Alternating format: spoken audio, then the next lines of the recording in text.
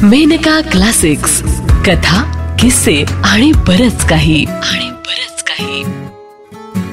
कोण मैत्रीण? मला कोणी मैत्रीण नाही आहे, किंवा मी कुणाची मैत्रीण नाही आहे असं म्हणा हवं तर. ऐकूया कथा. मैत्रीण. लेखिका सुनीती आफळे. वाचन सुनीता कुलकर्णी.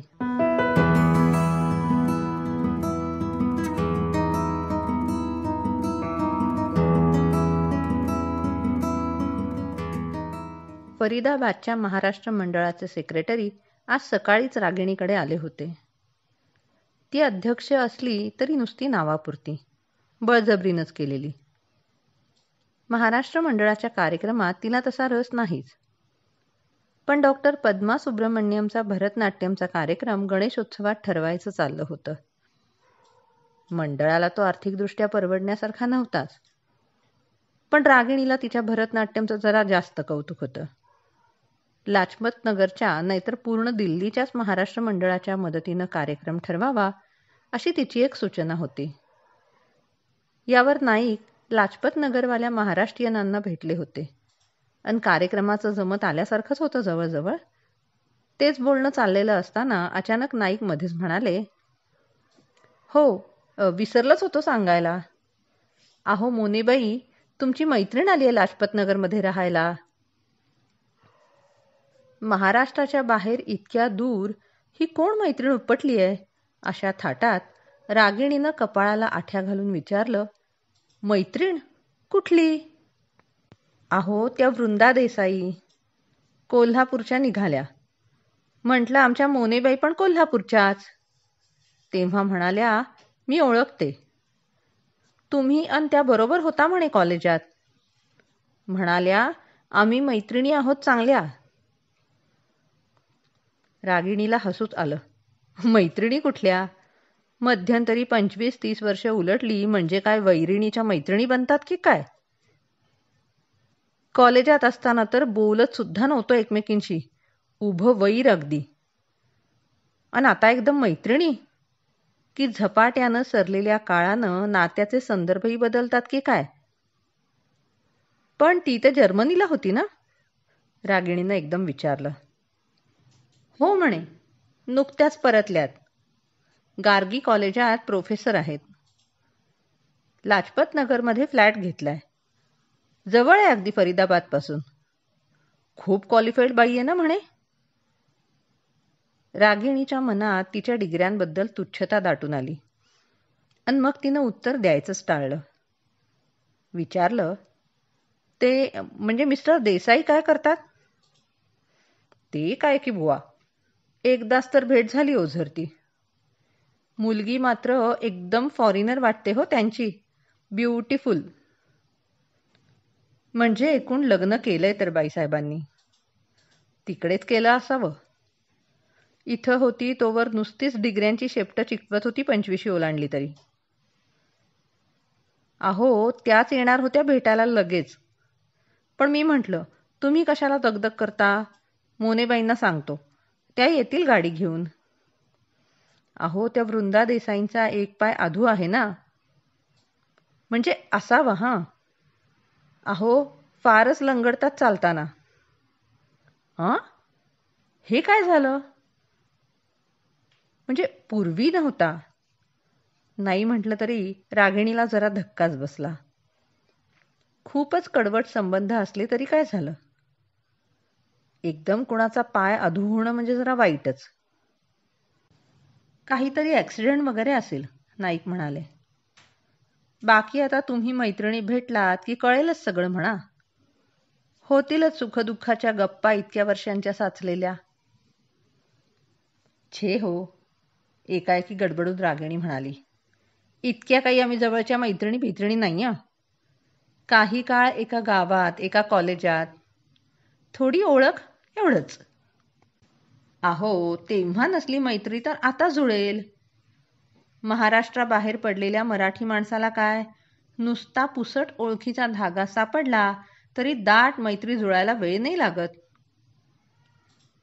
नाईक उठता उठता म्हणाले आणि खिसे चाचपत सांगू लागले, तुम्हाला केव्हा एकदा भेटीन असं झालंय म्हणाल्या.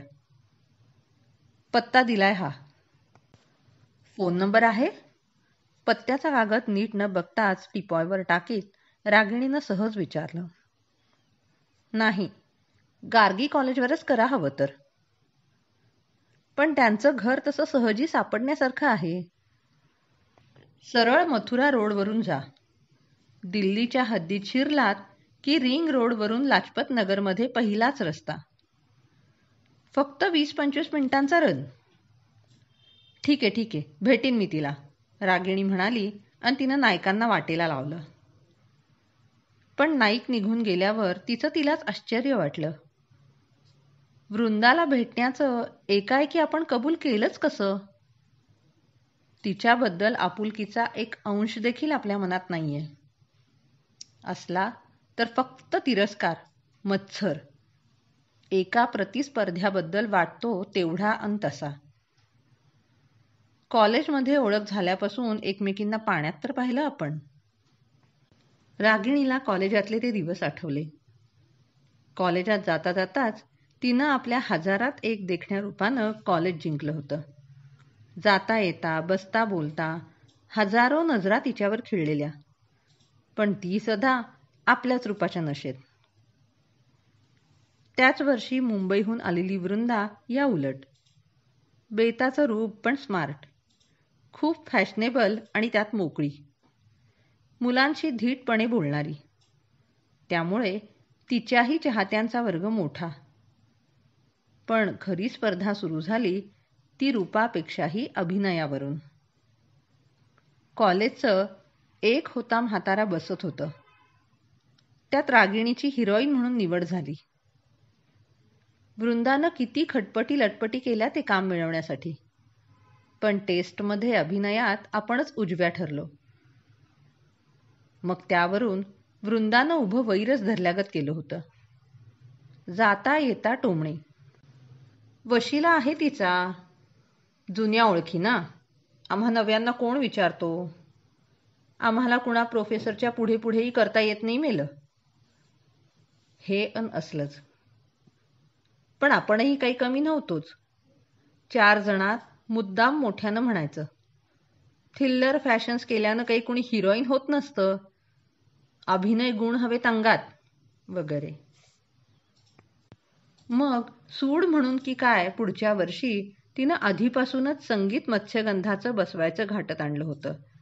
आणि मत्स्यगंधेचं काम आवाजाच्या बळावर मिळवलं होतं. मनरमता मोहनाला तर लोकांनी वन्स मोर दिला होता.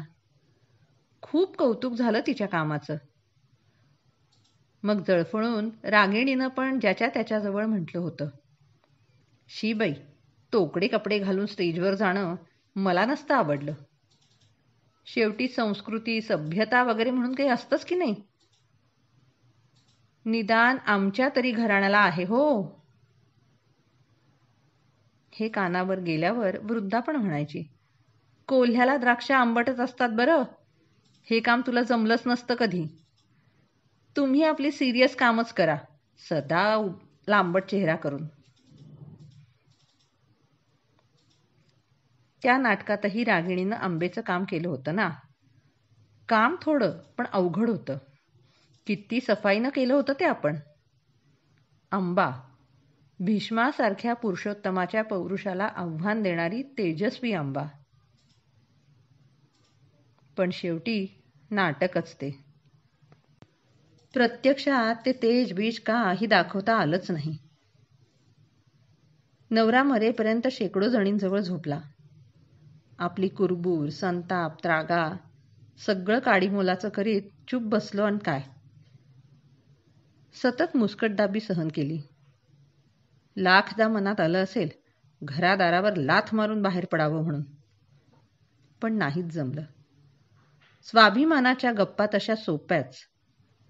शिवाय नवऱ्याच्या श्रीमंतीची सवय अंगवळणी पडलेली. मुलांना घेऊन बाहेर पडून उन्हाळाच उन्हाळा शेवटी. BA व्हायच्या आत लग्न झालेलं. नोकरी तरी कुठली मिळणार. अर्थात केलं असतं धाडस तर शिक्षण पुरं करून कुठली तरी नोकरी धरताही आली असती. नाही असं नाही. पण खरं सांगायचं म्हणजे आपलाच निभळटपणा नडला. नाहीच झाली हिंमत. मग फक्त झुरणं तेवढं हाती उरलं. लग्न ठरलं तेव्हा काय खुश झालो होतो आपण. श्रीमंत सासर, घरात फक्त सासरा, एकुलता एक मुलगा, तोही देखणा, गाडीवाला, हौशी. सगळं काही जिंकल्याच्या आविर्भावात कॉलेजमध्ये पत्रिका फडकवीत आपण बोहल्यावर चढलो.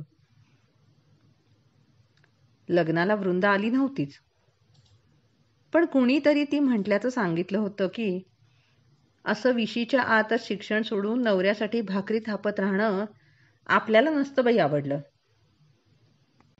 मी आधी करिअर बघणार माझं. त्यावर हातावरची लाल चुटूक मेहंदी निरखीत रागिणी पण म्हणाली होती, कोल्ह्याला द्राक्ष आंबटच म्हणावं. असं सोन्यासारखं स्थळ तिच्या नशिबी कधी शक्य आहे का? पण मग पुढे सोन्याचा उडणारा वरख सांभाळण्यातच ती इतकी बुडून गेली की वृंदाच काय, कुणाच मैत्रिणीशी फारसे संबंध उरले नाहीत.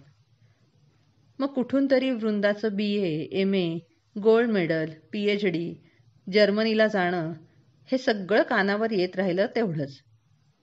तोवर आपण 2 मुलांना जन्म देऊन महाराष्ट्र सोडला होता. इतक्या सगळ्या दुराव्यानंतर ती ही वृंदा आता म्हातारपणी इतक्या जवळ येतेय. नुसती जवळ, 15-20 मैलांवरच नव्हे तर त्याहून जवळ, अगदी स्वतःला मैत्रीण म्हणवू पाहत आहे एवढी जवळ येतेय. केव्हा एकदा भेटीन असं झालंय म्हणे काय. रागिणीला ते एकदम नकोसं वाटण्या इतका तिच्या होणाऱ्या भेटीचा संतापच दाटून आला. ओळखी पाळखी अन नाती गोती सगळीच तिनं अगदी निर्घुणपणे आयुष्याच्या बेशीवर बळी देत आणली होती. नवऱ्याच्या सैल नीतिमत्तेची कुचेष्टा इथे तिथे भरपूर झाल्यावर ज्यानं त्यानं तिच्याकडे सहानुभूतीनं बघायला सुरुवात केली होती. तेव्हा तिला वाटलं होतं, या ओळखी पाळखी, नाती गोती सगळी आयुष्याला लागलेल्या किडीसारखीच तर आहेत, नुसतीच वागवायची अंगा खांद्यावर, स्वतःला पोखरून घेण्यासाठी.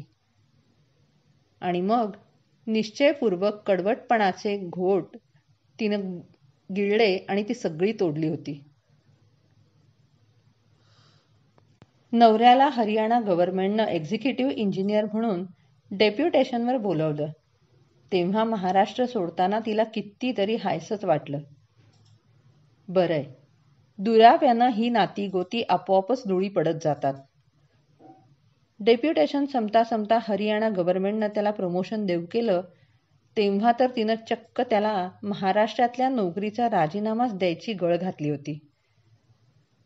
त्यानं ते कसं बसं ऐकलं. आयुष्यभरात तिच्या मनासारखी अशी त्यानं केलेली ती एकमेव गोष्ट होती. अर्थात त्यातही आजूबाजूला वावरणाऱ्या गोऱ्यापान, गच्च भरलेल्या, सुंदर, मोकळ्या ढाकळ्या अन थोड्या धीट, आक्रमक देखील अशा पंजाबी पोरींचं त्याला आकर्षण वाटलं असणार हेही ती ओळखून होती. पण काही का असेना, तिनं महाराष्ट्रापासून स्वतःला तोडलं होतं. आयुष्यातला बराच काळ इथं चंदीगड, फरीदाबादलाच गेला. पेन्शन घेतल्यावर महाराष्ट्रात परतण्याची एक उबळ त्याला कशी कोणास ठाऊक पण दाटून आली होतीच. पण तिनं ती यशस्वीपणे परतून लावली होती. फरीदाबादलाच स्थायिक होण्याचं ठरलं. सुंदर गाव, म्हटलं तर दिल्लीचाच एक भाग, म्हटलं तर वेगळा असं. पुढं मग टोलेजंग बंगला बिंगला बांधून झाल्याच त्यानं आयुष्य संपवलं होतं. भरपूर दारू आणि अगणित बायका, अशानं आयुष्य लवकर संपणारच की. नवऱ्याच्या छंदीफंदीपणाचं वारं नको म्हणून दोघाही मुलांना पहिल्यापासून हॉस्टेलवरच ठेवलं, दिल्लीला. लोकांना सांगायला बदलीचं निमित्त फक्त. नवरा जाईपर्यंत दोघंही मार्गाला लागत आलेली. तरीही बंगला, गाडी विकून वगैरे महाराष्ट्रात परतण्याचा मूर्खपणा तिनं केला नाहीच. जायचं कशाला? तिथं जाऊन परिचितांकडून कणवेचे ओशट बुडबुडे अंगावर उडवून घ्यायचे? की तुझ्यासारखी हजारात एक देखणी बायको सोडून तो असा कसा, नाही म्हणजे तू कशी नाही सावरू शकलीस, वगैरे वगैरे कुत्सित शब्दांच्या सुया स्वतःच्या अंगात खुपसून घ्यायच्या? हे एकटं विरक्त आयुष्यच बरंय, भुई चाफ्यासारखं, पानाच्या गर्दीत असूनही अलिप्त, एकांड. आता ही वृंदासारखी तिला कॉलेजपासून जाणणारी ओळखणारीच नव्हे तर वर परत द्वेष वगैरे करणारी बाई कशाला चिकटूपणा करायला लागलीये? मैत्रीण म्हणे. कानावर गेलं असेल तिच्या काही माझ्या या दुःखी जीवनाबद्दल, आणि त्याच्यावर स्वतःचा तोरा दाखवायचा असेल.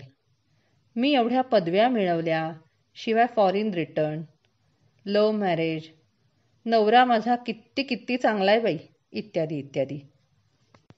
खे, तरुणपणी स्पर्धा केली ती ठीक आहे.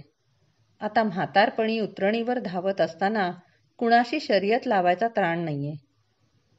उतरणीवरची शर्यत वाईटच नाही तरी. मागून पुढं जाणाऱ्याच्या भीतीपेक्षाही स्वतःचाच तोल जाऊन तोंडघाशी पडण्याचं भय अधिक. दुसऱ्यानं ढकलणं फार वेगळं. त्याच्यावर अपराधाची सालपटं थुंकून स्वतःच्या कणवेचा गाभा चघळता तरी येतो हवा तेव्हा, रवंथ करणाऱ्या गुरासारखा.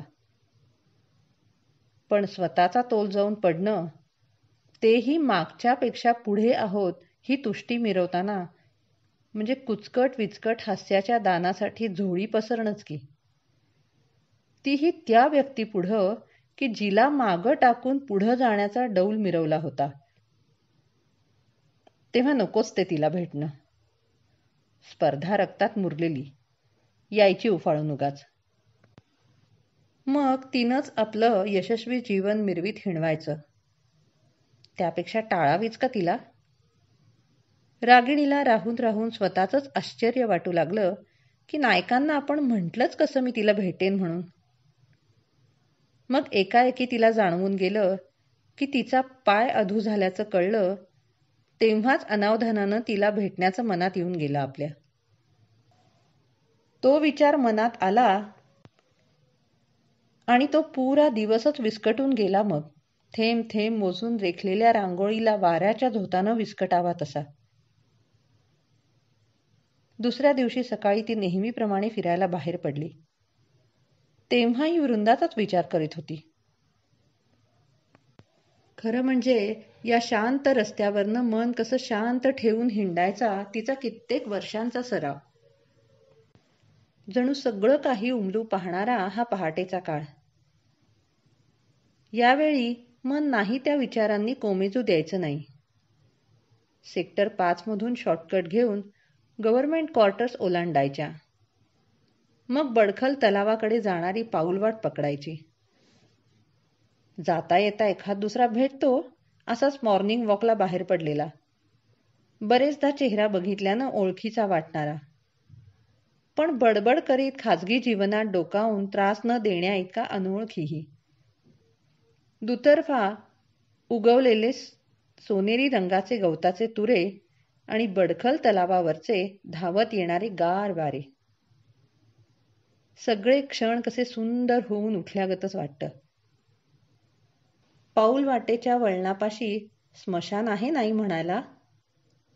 कधी कुणाचं शव भेटतही, किंवा कधी सगळंच संपून धुरातून वाट काढीत वर उठणाऱ्या तेजस्वी ज्वाळा. पण ते सगळं सवयीनं अंगवळणी पडल्यागत क्षुल्लक वाटून जातं. तेही त्या कोपऱ्यापुरतंच फक्त. एकदाच फक्त ती त्या वळणाशी धास्तावली होती आणि थोडी अडखळून रेंगाळलीही होती. परतताना तिनं पाहिलं, काही माणसांची झोंबाझोंबी. कशावरून? ही तर इथं स्मशानातच काम करणारी माणसं आहेत. ती विचारात असताना कुणीतरी मागून पुढं जाणाऱ्या माणसांना माहिती पुरवली होती, अर्धवट पंजाबीत अर्धवट हिंदीत. कुणा बाईचं प्रेत जळलं होतं म्हणे मगाशी. लोक तरी कसे, नाही तिथं व्यवहारी, नाही तिथं भावनांचं स्तोम. बाईच्या गळ्यातलं सोन्याचं मंगळसूत्र म्हणे काढून नव्हतं घेतलं तिला जाळण्याआधी. कदाचित मुद्दाम, कदाचित विसरूनही. पण तिथले लोक पाळतीवरच असतात अशांच्या. कवटी फुटल्याचा आवाज आला की आप्त परततात. मग या इथल्या लोकांचं सुरू होतं जळत्या राखेत काठ्या ढोसून सोनं शोधणं आणि शोधताना हाणामारी. त्या दिवशी घरी आल्यावर ती तासभर नुसतीच पडून राहिली होती, त्राण संपल्यासारखी. दुसऱ्याच्या जळणाऱ्या राखेत देखील स्वार्थ शोधणं म्हणजे छे, कल्पनाच नाही करवत त्या नीचतेची. ही एक एवढी घटना सोडली तर ते सकाळचं फिरणं कसं आजवर शांत, अबाधित, प्रसन्नता ल्यालेलं. पण आज ही वृंदा, नाही म्हटलं तरी तिचेच विचार सारखे. तिनं आपल्याला भेटायची उत्सुकता का दाखवावी? एवढं अगदी मैत्रीण बेत्रीण का म्हणावं? ही परदेशात होमसिक वगैरे झाली होती की काय? केवळ परिचयाचा एक धागा तेवढा चिमटीत पकडून राग लोभाचे सगळे मणी उसवून टाकून एकमेकांजवळ सरकावसं वाटलं की काय तिला? की नाईक म्हणाले तेच खरं? महाराष्ट्राच्या बाहेर पडल्यावर ओळखीचा एक धागाच पुरेसा असतो दृढ संबंध जोडायला. आपण एवढ्या तुसड्या, पण तरी महाराष्ट्र मंडळाशी थोडा का होईना संबंध का राखून आहोत? का स्वीकारलं हे बळजबरीचं अध्यक्षपद? खूप घसट नाहीच, पण तरी इतर महाराष्ट्रीयन माणसांशी थोडे तरी संबंध राखतोच की आपण इथं. म्हणजे गेलं कधी कोणी पुण्या मुंबईकडे तरी कडवेवाल आणा हो थोडे, किंवा हापूसची एक करंडी, किंवा कधी थोडी ज्वारी देखील सांगायला बरं. कितीही तोडू म्हटलं तरी हे पाश कसे नाही तुटत? चांगले शेंगदाणे कुठे मिळतील हो? आणि वटपौर्णिमा जेवतीचा कागद पुण्याहूनच मागवायचा का? त्रिमूर्ती महाराष्ट्र एम्पोरियम मध्ये शाडूचे गणपती मिळायला लागलेत हे एक बरं झालं बुवा. या असल्याच खास मराठी गप्पांमध्ये आपण दुरून का होईना रस घेतोच की. महाराष्ट्र मंडळाच्या लहान मोठ्या कार्यक्रमांना कधी कधी आपला मोठा हॉल पण आपण देतो. कशासाठी? रागिणीला वाटलं कितीही झालं तरी समूह भावना ही एक असतेच माणसाच्या मनात. कितीही एकटं राहावं म्हणून वाटलं तरी कंपूतली सुरक्षितता हवीच असते. आणि मग तिच्यासाठी का होईना वरवरचं बोलायचं मराठी लोकांशी. थोडंफार येणं जाणं, माफकच, कोणी जास्त नाक खुपसणार नाही इतपत. मग रागिणीला आतून वाटलं तितपत संबंध वृंदाशी ठेवायला काय हरकत आहे? नाही म्हटलं तरी बरीच वर्ष बरोबर घालवली आहेत आणि तिनं होऊन भेटायची इच्छा व्यक्त केली आहे. म्हणजे कुचकट स्पर्धेच्या मूडमध्ये नसेलच ती कदाचित. मग तिनं एक दोनदा आडून आडूनच चौकशी केली नायकांकडे, तिच्या नवऱ्याबद्दल, एकूणच तिच्या आयुष्याबद्दल. कळलं की ती घटस्फोट घेऊन आलीये किंवा घेतीये. एकटीच आलीये, बरोबर फक्त एक मुलगी 13-14ची. म्हणजे तीही काही खूप सुखीबिखी नाहीच म्हणायची आयुष्यात. शिवाय ते पायाचं एक काहीतरी. वृंदाला निदान फोन तरी करावा असं रागिणीला वाटू लागलं. बघू तर खरं फोनवर कशी बोलते, मग ठरवू भेटायचे का नाही ते. पण फोनवर नेमकं काय बोलायचं? हसून खेळून की सिरियस मूडनं?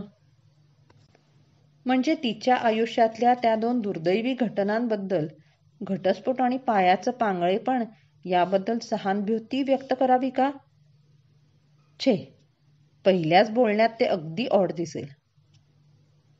दिवसभर रागिणीचा नीट निर्णयच होईना. मग अचानक पद्मा सुब्रमण्यमच्या भरतनाट्याच्या कार्यक्रमाच्या वेळीच ती रागिणीला दिसली. खूप वर्षांच्या धुक्याच्या आवरणातून बाहेर आल्यासारखी. तशीच स्मार्ट, उत्साही, खेळकर. लंगडत लंगडत येऊन तिनं रागिणीचे हात घट्ट धरले आणि दाबत म्हणाली, अगं किती दिवसांनी भेटतीयस. हो ना, 30 वर्ष होत आली असतील नाही, रागिणी म्हणाली आणि मग तिच्याजवळच जाऊन बसली. कार्यक्रम छान रंगला आणि दोघीही त्याच उत्साहानं रंगून अभिनय नाचगाणं यावरच बोलल्या. रागिणीला वाटलं मैत्रीण या शब्दाला न्याय देण्या इतपत नसलं तरी अन्याय न होण्या इतकं वाईट तरी वागायचं काही कारण नाही आपल्याला. दोघीही थोड्या मॅच्युअर झालो आहोत आता आपण, आणि अशा कुठे कार्यक्रमाला वगैरे जायला यायला समान आवडीनिवडीचं कोणी बरोबर असलं की बरंच आहे. गप्पा जरा वेगळ्या आणि चांगल्या थरावर रंगतात. मग कार्यक्रम संपल्यावर तिनंच विचारलं, घरी कधी येतेस सांग, गाडी पाठवते. इथे फारसं काहीच बोलता आलं नाही. कसं काय, ठीक आहे ना तुझं? ठीक की, तू कशी आहेस? चाललंय, रागिणी म्हणाली. म्हातारपणाचे एक एक टप्पे ओलांडत गाडी उताराकडे धावतीये. खरंच ग, कॉलेजमधले ते दिवस किती मागे पडल्यागत झालंय नाही. परतताना रागिणीला वाटलं हे वाक्य तिनं कदाचित मुद्दाम म्हटलं असावं का. मागचं सगळं कडूपण निपटून पुसून काढायचं तिनं ठरवलं असेल बहुधा. मग आपल्यालाही पूर्वीचं सगळं विसरून त्या ओळखीच्या धाग्यावर नव्यानं मैत्रीची कलाबतू चिकटवायला काय हरकत आहे. या विचारानं तिला मग खूप कुंद झालेल्या वाटांवरचं धुकं विरल्यागत मोकळं आणि हायसं देखील वाटलं की वृंदा बहुधा खूप दुःखी असणार. घटस्फोट, त्यात अजून लेकीची जबाबदारी आणि अधूपाय म्हणजे दुःखच की. मन मोकळेपणानं कुणाशी तरी बोलण्याची तिला फार गरज वाटत असावी. तशी गरज तर आपल्यालाही आहे नाही का. सगळी नाती अन जुन्या ओळखी तोडल्या, कारण ती सगळी माणसं त्या घटनांचे साक्षीदार होते. त्यांच्या नजरा बोलायच्या. पण जी व्यक्ती या घटनांची साक्षीदार नाही आणि सहृदयतेनं त्या समजून घेऊन आपल्या दुःखावर फुंकर मारू शकेल अशी कोणी व्यक्ती भेटली तर आपल्यालाही हवीच आहे की. उगा नाकारण्यात काय अर्थ. मग तिनं ठरवलं की त्या कडूपणावर पडदा टाकून आपणही वृंदाशी मैत्री जोडायची. खूप मनात साचून राहिलेलं सगळं मोकळं करण्या इतकी दाट मैत्री. पण दाट मैत्री जुळते ती कोणत्या मार्गानं. रागिणीनं पुष्कळ विचार केला आणि ठरवलं की आधीचा कडवटपणा विसरायला खूप गोडव्यानं वागलं पाहिजे प्रथम. मग वृंदाला जेवायला बोलवलं तेव्हा ती तिच्या हुशारीची, करिअरची, डिग्र्यांची, धडाडीनं परदेशी जाण्याची वगैरे वगैरे भरपूर स्तुती करत राहिली. इतकंच काय, तू तुझा फॉर्म सुद्धा तसा टिकवलास बाई, मी बघ कशी म्हातारी होऊन गेली पुरती, असं देखील म्हणाली वर. वृंदा निघून गेल्यावर तिला जाणवलं वृंदानंही तर तिच्या स्तुतीला फक्त स्तुतीनंच उत्तर दिलंय. किती छान घर आहे ग तुझं, अन या सिटिंग रूम मधल्या खिडक्या किती मोठ्या ग, मोकळ्या, छान, सगळं दिसतं बाहेरचं नाही. शिवाय मस्त थंडगार वारा. पण इतके जाड पडदे का लावलेस. सताड उघड्या ठेवल्या की खूप हवा खेळत असेल नाही. मला फार आवडल्या, आल्या आल्याच ती म्हणाली. मग तिची गाडी, तिची श्रीमंती, नवऱ्याच्या पश्चातही तिला लाभलेलं आर्थिक स्थैर्य आणि सुरक्षितता, तिची शिकून सवरून मोठी झालेली दोन्ही मुलं, सगळ्यांचंच कौतुक करत राहिली. पण रागिणीला वाटलं हे सगळं तर फारच फॉर्मल झालं. एकमेकींना चांगलं चांगलं म्हणून ओवाळण्याच्या पातळीवर दृढ मैत्री नाहीच होऊ शकत. नुसत्या फ्लॅटरिंगनं काय साधणार. जवळ यायचं म्हणजे एकमेकींची दुःख समजून घ्यायला हवी. पण वृंदा तिची दुःख सांगेल का मोकळेपणानं. आपण तिला तेवढ्या जवळच्या वाटलो पाहिजे. आणि जवळचं वाटण्यासाठी प्रथम आपण आपली दुःख सांगितली पाहिजेत. मग पुढच्या भेटीत अगदी ठरवून ठेवल्यासारखं रागिणीनं म्हटलं, 2 मुलांचं कौतुक करत होतीस. काय उपयोग त्यांचा? दोघं 2 दिशेला. थोरला MD करता अल्जेरियाला जायच्या तयारीत. आणि धाकट्यानं लव्ह मॅरेज जमवलंय आधीच. CA करता करता त्या कावेरीचे वडील मद्रासला प्रॅक्टिस करतात. Roaring practice. हा मद्रासला स्थायिक होण्याचं ठरवतोय. कदाचित घरजावई सुद्धा. म्हणजे शेवटी मी एकटीच. पहिल्यापासून मुलं हॉस्टेलवर. त्यामुळे अटॅचमेंटच नसेल फारशी असं वाटतं. म्हातारपण कसं जाणार आपलं या विचारानं झोपच उडते बघ. वृंदा लगेच म्हणाली, एकत्र राहिल्याने अटॅचमेंट निर्माण होतेच असं नाही ग. माझी मुलगी तर जन्मापासून माझ्याजवळ आहे ना, पण तरी माझा तिरस्कार करते. इथे आणली आहे, पण तिचा सगळा ओढा तिच्या वडिलांकडेच. उघड उघड म्हणते की पायावर उभी राहिले की जर्मनीला निघून जाणार म्हणून. तू निदान मुलांच्या शारीरिक खस्ता तरी खाल्ल्या नसतील. मी तर सगळं काही केलं हिचं. अन ही पाठ फिरवणार. मी जरा स्ट्रिक्ट आहे ना. वडिलांपुढे सगळे लाड चालतात. मग वडिलांनीच का ठेवून घेतली नाही हिला? कशी ठेवून घेणार? पोसायला पैसा नको का? वृंदा म्हणाली. आणि तिनं आपले ओठ गच्च आवळून घेतले. हुंदका आवरण्यासाठी की नवऱ्याबद्दल काही बोलायचं टाळतेही. कशी बोलणार? आपण मुलांबद्दल बोलल्यावर ही मुलीबद्दल बोलली. आपण नवऱ्याबद्दल सांगितल्याखेरीज ही तिच्या नवऱ्याबद्दल नाही बोलायची कदाचित. मग शब्दांची जुळवाजुळव करीत रागिणी म्हणाली, शेवटी आयुष्यात प्रेम मिळायचंच नसलं तर कुणाकडूनच नाही मिळत ग. यांचंच पहा. पैसा आडका सगळं असूनही यांचं प्रेम असं कधी मिळालंच नाही मला. प्रेमाभिमाचं तर सोड ग. वृंदा स्वतःशीच बोलावं तशी पुटपुटली.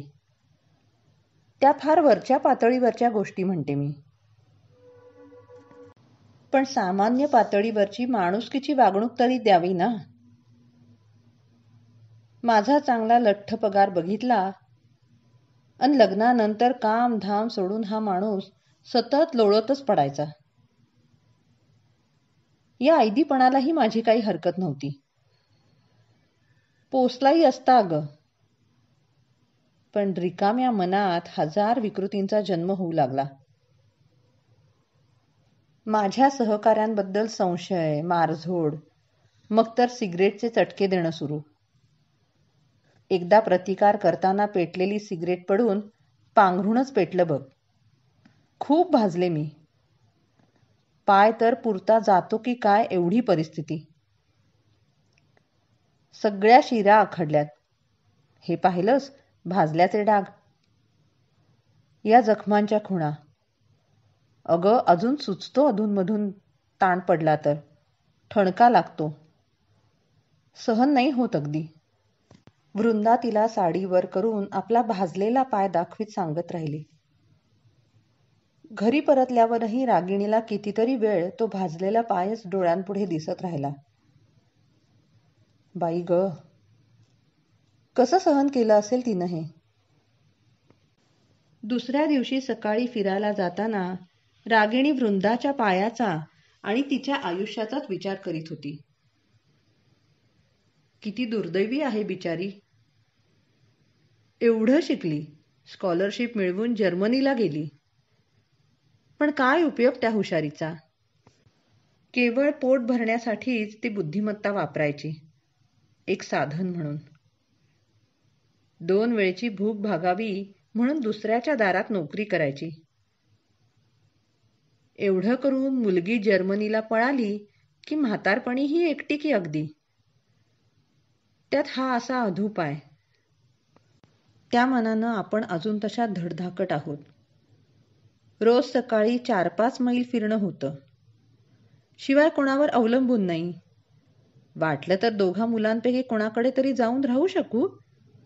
मुलं हाकलून तरी नाहीच देणार. अर्थात तशी गरज नाही पडायची. भरपूर ठेवलंय नवऱ्यानं. कशाची काळजी नाही. म्हणजे आपण स्वतःला फार दुःखी अन कमनशिबी समजत होतो. पण वृंदाचं आयुष्य बघितल्यावर त्या तुलनेत सुखीच म्हणायला हवं. ती भेटल्याचा एक एवढा तरी फायदा झाला म्हणायचा. फायदा? रागिणी एकदम दचकली. म्हणजे वृंदाशी संबंध वाढवायचा आपण प्रयत्न केला तो फायदा हुडकण्यासाठीच की काय? आपल्याला तर तिच्याशी मैत्री जोडायची होती ना. दृढ मैत्री. आतलं दुःख सांगता बोलता येण्याजोगी. रागिणीला एकाएकी जाणवलं. तसा मनापासून प्रयत्न आपण कधी केलाच नाही. आपलं दुःख आपण सांगायचा नुसता आव आणला. अगदी वरवर ते देखील वृंदाचं दुःख काढून घ्यायला.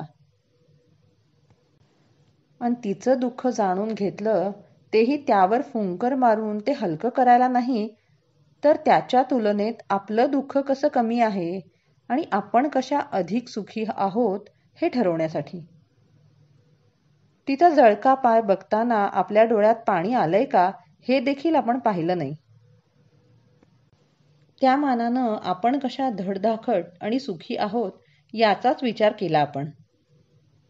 तिच्या प्रत्येक जळत्या वेदनेत आपण आपल्या सुखाचे कण शोधायला धडपडलो फक्त. त्या स्मशानाच्या कोपऱ्याशी वळताना रागिणी एकाएकी थबकली आणि तिला तो प्रसंग आठवला. दुसऱ्याच्या धगधगत्या राखेत सोन्याचे कण शोधण्यासाठी धडपडणाऱ्या नराधमांचा. अन मग स्वतःचीच तिला नखशिखांत शिसारी आली. घरी आल्या आल्या नायकांचा फोन आला. अहो मोनेबाई, तुम्हाला खास निरोप आहे तुमच्या मैत्रिणीचा. रागिणी तटकन म्हणाली, कोण मैत्रीण? अहो, मला कोणी मैत्रीण नाहीये किंवा मी कोणाची मैत्रीण नाहीये असं म्हणा हवं तर. अन तिनं फोनच बंद केला आणि काम करणाऱ्या बाईवर वस्कन ओरडली,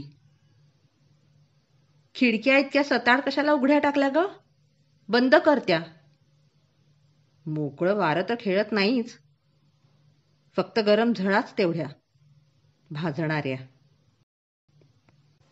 आत्ता आपण ऐकलीत सुनीती आफळे लिखित सुनीता कुलकर्णी यांच्या आवाजात मैत्रीण ही कथा.